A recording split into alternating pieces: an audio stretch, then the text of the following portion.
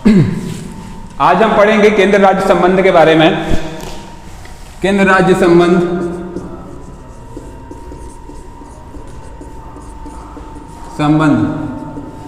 Centre state relationship.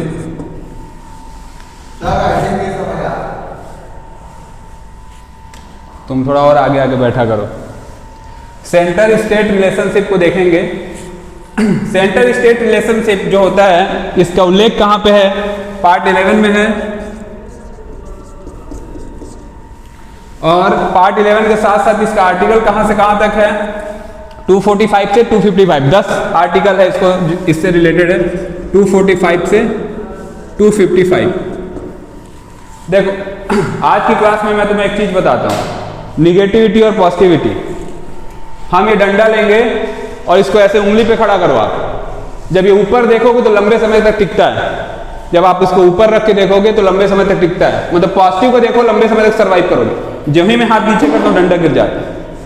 ये फिर से देखना, तुम अगर ऊपर की ओर देखोगे तो सर्वाइव करोगे, नीचे देखते तो डंडा गिर गया। तो हमेशा पॉजिटिविटी के साथ रहो, क्लास में आते हो तो, और बढ़िया अपने आप को बूम रख के चलो। तो सेंटर स्टेट रिलेशनशिप के बारे में पढ़ रहे हैं आज। तो ये जो रिलेशनशिप रहता है हमारा 3 स्टेज पे रहेगा, 3 इसके ग्राउंड है। पहला ग्राउंड क्या है? विधायी संबंध। विधायी संबंध मतलब जिसमें पार्लियामेंट और साथ में लेजिस्लेटिव असेंबली दोनों इन्वॉल्व रहती है।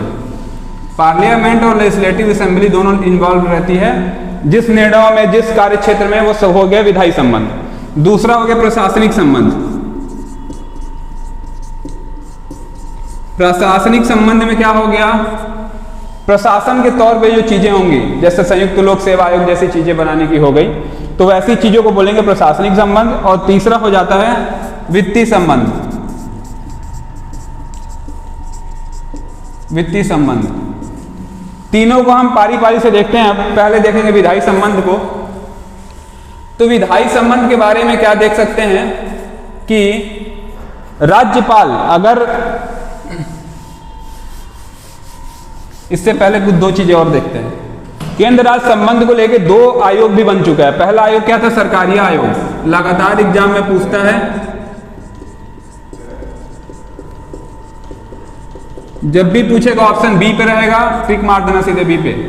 और दूसरा है पुंछी आयोग, मदन मोहन पुंछी पूरा नाम था इनका, मदन मोहन पुंछी। पुंछी आयोग की स्थापना हुई थी 2007 में, यूपीए गवर्नमेंट के समय, और ये भी यूपीए गवर्नमेंट के समय 1983। पहला सरकारी आयोग बना था 1983 में, दूसरा बना था 2007 में। इसने सब कुछ डिफाइन किया कि वित्तीय संबंध कैसा होगा और केंद्र राज्य संबंध के क्षेत्राधिकार कहां तक होंगे, कोई किसी को ओवरलैप नहीं करेगा।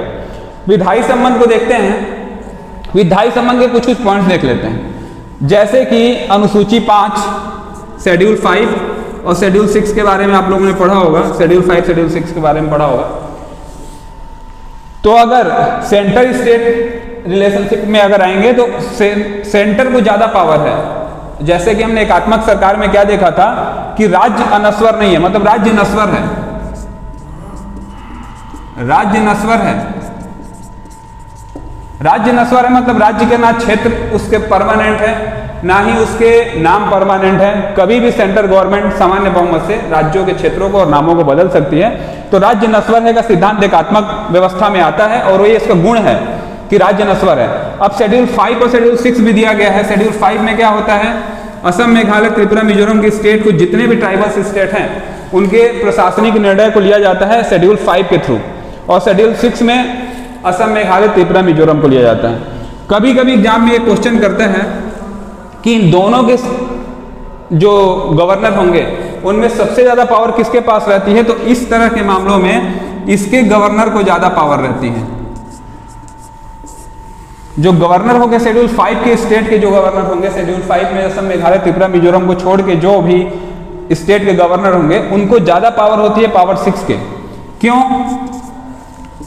क्योंकि ये अगर सेंट्रल गवर्नमेंट कोई ट्राइबल्स को लेकर कोई रूल बनाती है और ट्राइबल्स को लेकर रूल बनाने के समय अगर स्टेट को भेजती है तो राज्यपाल को पावर है कि उसमें या तो चेंज कर दें या रोक दें कुछ समय के बाद, कुछ समय के लिए या तो रोक सकते हैं या चेंज कर सकते हैं। शेड्यूल 6 में यही पावर सिर्फ असम के उसको लेके है, असम के ट्राइबल्स क्षेत्र को लेके। तो असम के राज्यपाल को यही पावर दिया गया है कि सेंट्रल गवर्नमेंट के किसी निर्णय को या बदल सकते हैं या कुछ समय के लिए रोक सकते हैं, बाद में लागू करेंगे। ये सिर्फ शेड्यूल 6 के असम में है। साथ में यही पावर प्रेसिडेंट के पास है। लक्षद्वीप, दादर नागर हवेली, दमन द्वीप, इनके ये 3-4 जो स्टेट हैं यूनियन टेरिटरी हैं। दरअसल यूनियन टेरिटरी के जो रूल्स बनते हैं, अगर पार्लियामेंट कोई रूल बनाती है तो प्रेसिडेंट को भी यही पावर है कि या तो उस रूल को कुछ चेंज कर दें या उसको स्टे कर दे कुछ समय के लिए। तो इन चीजों को आपने देख लिया। आगे देखते हैं विधायी संबंध के बारे में। जब हम बात करेंगे विधायी संबंध कैसे कैसे प्रभावित होगी,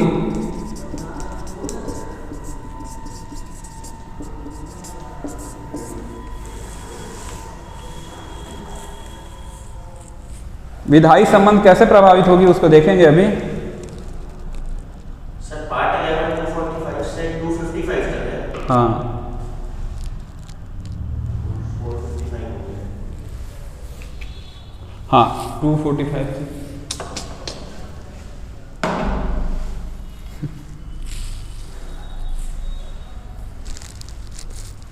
कपड़ा नहीं है, कपड़ा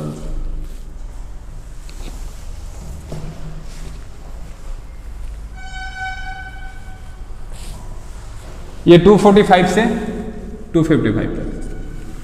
अब देखो विधायी संबंध के बारे में देखेंगे जब, तो इसमें क्या क्या आ जाएगा। पहला आ जाएगा इमरजेंसी। इमरजेंसी 352 से 360 तक। दूसरा वो शेड्यूल 6, शेड्यूल 5। उसके बाद क्या आएगा इसमें,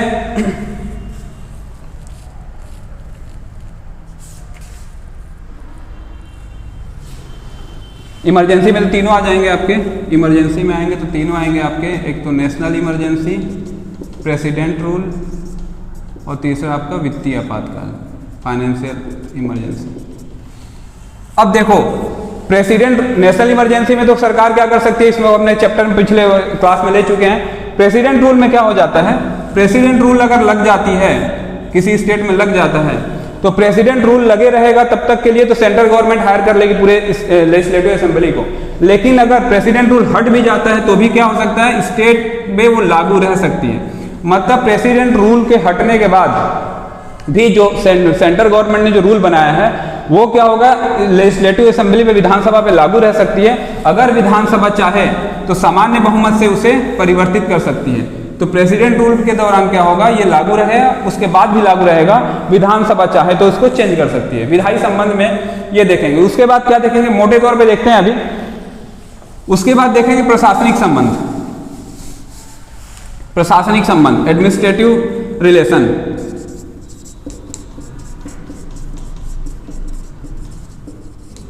प्रशासनिक संबंध, ये क्रैश कोर्स है तो हम चीजों को ऐसे ही चला रहे हैं कि जो एग्जाम के पर्पज से आपके लिए सही हो उन चीजों को जल्दी जल्दी लेके करवा दें। प्रशासनिक संबंध में लोक सेवा आयोग, राज्य लोक सेवा आयोग आएगा, लोक सेवा आयोग आएगा, दोनों का अपना अपना संबंध है। तो मान लो यूपीएससी आ गया, स्टेट पीएससी आ गया। दरअसल भारत में अखिल भारतीय सेवाएं जो है इंडिया लेवल पे 3 अखिल भारतीय सेवाएं हैं। क्या क्या है, एक तो हो जाता है आईएएस, एक हो जाता है आईपीएस, तीसरा हो जाता है आईएफएस। इन दोनों को अखिल भारतीय सेवाओं में शामिल कर दिया गया था 1947 में। इसको शामिल किया था 1966 में, जब प्रथम प्रशासनिक सुधार आयोग बना था तभी इसको उसमें आईएफएस को इंडियन फॉरेस्ट सर्विस है, फॉरेन सर्विस नहीं है, इंडियन फॉरेस्ट सर्विस को भी शामिल कर दिया गया था। तो 3 प्रकार की सेवाएं हैं, आईएएस, आईपीएस और आईएफएस। अब देखो यहां पे क्या होता है, पीएससी के थ्रू इसमें केंद्र राज्य संबंध में पीएससी को क्यों पढ़ना पड़ रहा है, क्योंकि राज्य लोक सेवा आयोग एक चीज है जिसके अध्यक्ष और सदस्यों की नियुक्ति कौन करेगा, इसके हेड की प्लस मेंबर की, अध्यक्ष व सदस्य, इनकी नियुक्ति कौन करेगा, इनकी नियुक्ति अपॉइंटमेंट कौन करेगा, तो अपॉइंटमेंट करेंगे प्रेसिडेंट, नहीं अपॉइंटमेंट करेंगे गवर्नर, इनको अपॉइंटेड बाय गवर्नर होंगे, ये अपॉइंटमेंट बाय गवर्नर। लेकिन डिसमिस करना हो तो कौन करेगा, प्रेसिडेंट करेंगे।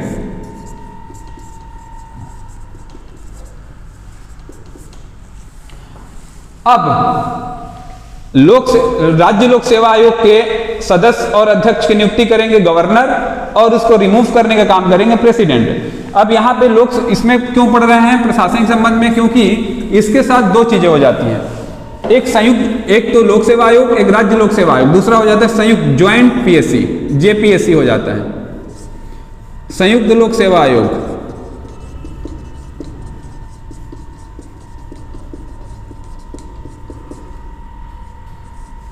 संयुक्त लोक सेवा आयोग ये कब होगा, मान लो किसी स्टेट की असेंबली ने या किसी स्टेट ने ये घोषणा कर दी कि हमारे पास क्या है कि हमारे पास जो एग्जाम से मान लो करप्शन बहुत हो गया, पेपर लीक हो गया या कुछ वैसी वहां व्यवस्था है जहां पे वहां की राज्य लोक सेवा आयोग के एग्जाम नहीं हो पा रहे हैं, तब क्या होगा, किसी भी 2 स्टेट, 2 या 2 से अधिक, 2 या 2 से अधिक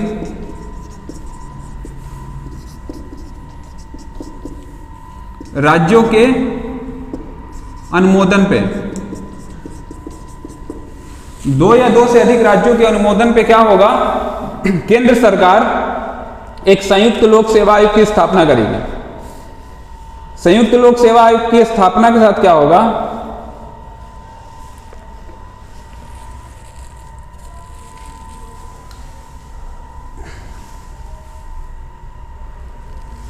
संयुक्त लोक सेवा आयोग के साथ क्या होगा कि केंद्र सरकार एक संयुक्त लोक सेवा आयोग बनाएगी। 2 या 2 से अधिक राज्यों का होना जरूरी है, एक राज्य कभी भी बोलेगा तो नहीं होगा ऐसा। 2 या 2 से अधिक राज्य जब करेंगे तो केंद्र सरकार एक ज्वाइंट पीएससी बनाएगी। अब ये कौन बनाएगा, सेंट्रल गवर्नमेंट, सेंट्रल गवर्नमेंट बनाएगी। और इसमें मेंबर कौन होंगे, मेंबर होंगे यूपीएससी के। ये भी प्रश्न पूछता है ज्वाइंट लोक सेवा आयोग के मेंबर कौन होते हैं, तो राज्यों का, जिन राज्यों ने अनुमोदन किया है उनके पीएससी के लोग रहेंगे या यूपीएससी के लोग रहेंगे, तो यूपीएससी के लोग ही रहेंगे ज्वाइंट पीएससी में। अब अगर ये 2 राज्य इसको कर लेते हैं तो कर लेंगे, अगर तीसरा राज्य डिमांड करता है, कोई तीसरा राज्य डिमांड करता है, तीसरा राज्य भी चाहेगा कि मैं भी ज्वाइंट पीएससी के थ्रू अपना काम करवा लूं, तो तीसरा राज्य भी इसे अपना सकता है।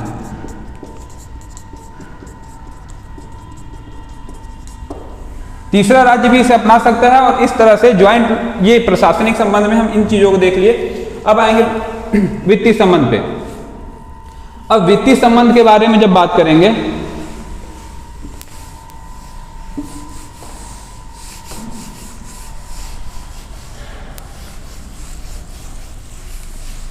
वित्तीय संबंध के बारे में बात करते हैं।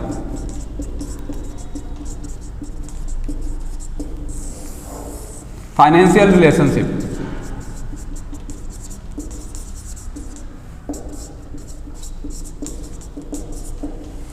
फाइनेंशियल रिलेशनशिप के बारे में बात करेंगे तो फाइनेंशियल रिलेशनशिप में होता क्या है कि कुछ कर ऐसे हैं जो क्या होंगे, राज्यों पे लगेंगे, कुछ कर ऐसे होंगे जो केंद्र द्वारा लगाए जाएंगे, कुछ कर ऐसे हैं जो राज्यों द्वारा लगेंगे।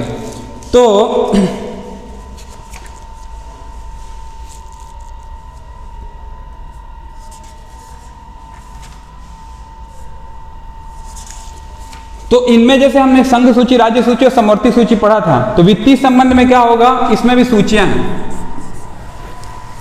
संघ सूची, राज्य सूची और समवर्ती सूची। तो इनमें जो सूचियां वो कैसे होंगी कि राज्यों के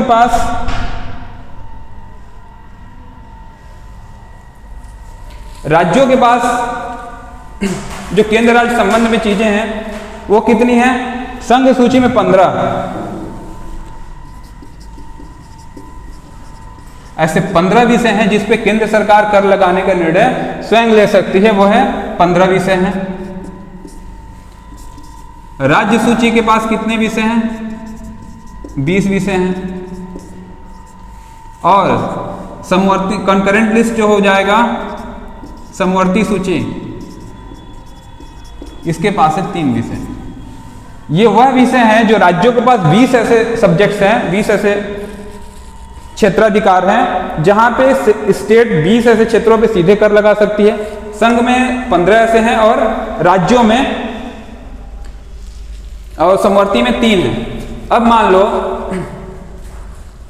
कोई हमें अनुदान देना होगा, केंद्र सरकार। अब देखो इसमें कुछ और बात देख लेते हैं। स्टेट कभी भी फॉरेन लोन नहीं ले सकता, स्टेट कभी भी राज्य फॉरेन लोन नहीं ले सकता।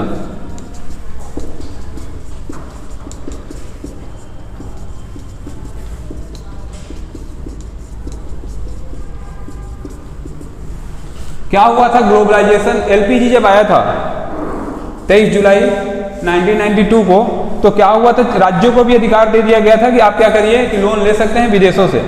तो आगे चल के इसमें क्या हुआ था कि उसमें कुछ व्यवस्था कर दी गई कि राज्य क्या करेंगे, कभी भी विदेश से डायरेक्ट लोन नहीं ले सकते जब तक सेंट्रल गवर्नमेंट गारंटर ना हो। सेंट्रल गवर्नमेंट क्या होगी? सेंट्रल गवर्नमेंट जब तक गारंटर नहीं होगी।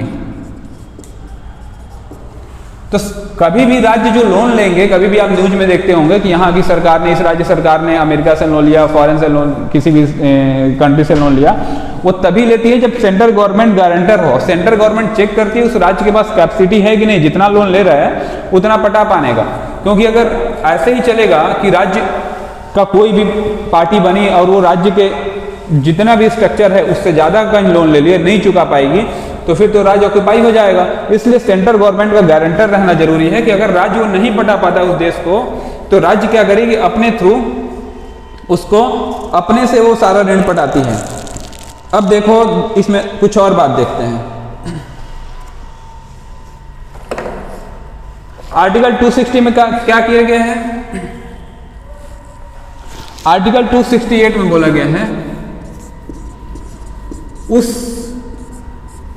उस कर के बारे में बताया गया है जो राज्य इकट्ठा करते हैं और केंद्र सरकार को दे देते हैं। 269 में क्या है? 269 में वैसे कर आते हैं जो केंद्र सरकार इकट्ठा करेगी, लेकिन उसको क्या करेगी, स्टेट को देगी। और उसके साथ 270 में क्या होगा कि वह सारे टैक्सेस आएंगे जो सेंटर एंड स्टेट में बराबर बराबर बट जाएंगे।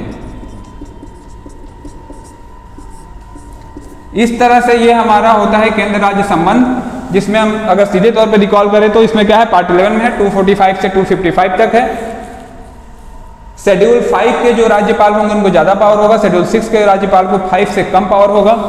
2 आयोग बना था केंद्र राज्य संबंध को लेकर, सरकारी आयोग और पुंछी आयोग। सरकारी आयोग बना था 1983 में, पुंछी आयोग बना था 2007 में। 3 आधार पे संबंध दिखता है, विधायी संबंध, प्रशासनिक संबंध और आपका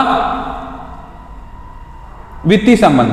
वित्तीय संबंध में एक और बात देखेंगे, 275 आर्टिकल 275 में क्या होगा कि केंद्र राज्यों को अनुदान दे सकती है। केंद्र राज्यों को जो अनुदान देंगी, अनुदान देगी विकास कार्यों के लिए, वो कहां से, किस आर्टिकल के थ्रू देती है? आर्टिकल 275 के थ्रू। अब इसके बारे में डिटेल अगली क्लास में कुछ और देखेंगे। तब तक के लिए धन्यवाद।